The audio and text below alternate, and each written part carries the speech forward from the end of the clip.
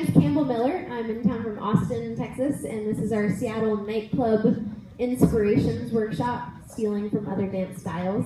And we're going to show you just a couple of things, okay? So one thing is we started with an idea of being in an open position. So rather than starting in closed, we did an open position, and we did a rock step, half of a rock step basic. 1 and 2, prep and turn, rock and cross through, and turn the other way. So that was our main pattern from hour 1. So we're going to look at a couple details.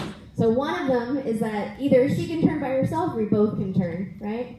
1 and 2, prep and turn, rock and go, turn it out. And I'm trying to shade with my body as I release the turns. If I do a rollaway with her, it naturally leads from the body.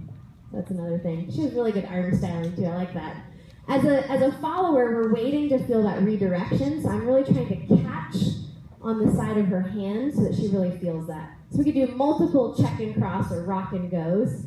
1 and 2, 3 and 4, check and cross through. We could do them with 2 hands as long as I'm opening up enough, and then we can finish it off here, right?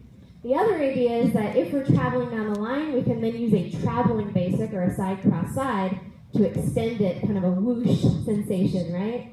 1 and 2, 3 and 4, travel it out, right? And that one, sometimes it can be tricky to get in and connect, so we could do it from an open position scenario too.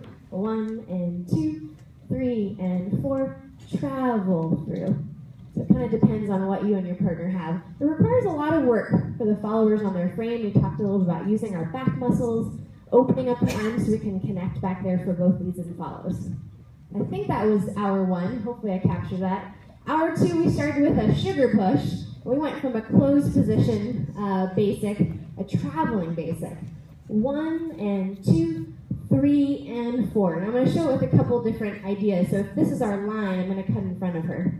1 and 2, 3 and 4. Notice I stay more in place so that she has expansion. Then we did a hand change. And right here I would like a rotational rock to bring her into shadow with a walk back. Right, that vacuum feel. And then we have wind up, prep, double turn, and if I stay here, we're now in an open break scenario and you can try other things. Or, we'll try it again. 1 and 2, 3 and 4, 5 and 6, 7 and 8. I can turn with my right hand into a check and cross from before, right? And end it similarly as before, right? Or we did another bonus from shadow, turning with the left hand, but it's still the same follower's turn. Rock and check right here, turn. Oops, I almost went the wrong way. So we were playing with a little theory of lead stay in place, lead goes to this side, or lead goes to this side. I'll show that one a little bit better this time.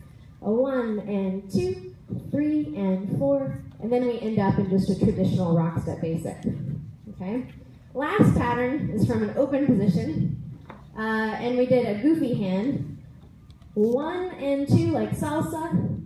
3 and 4. I continue with her 5 and 6, 7 and 8. And right here we have options to travel, or we could have done a check and cross. So we're going to show that to you again, maybe from this orientation. 1 and 2, 3 and 4, 5 and 6, 7 and 8. 1 and 2. 3 and 4, maybe check and cross. Maybe a little turn ending.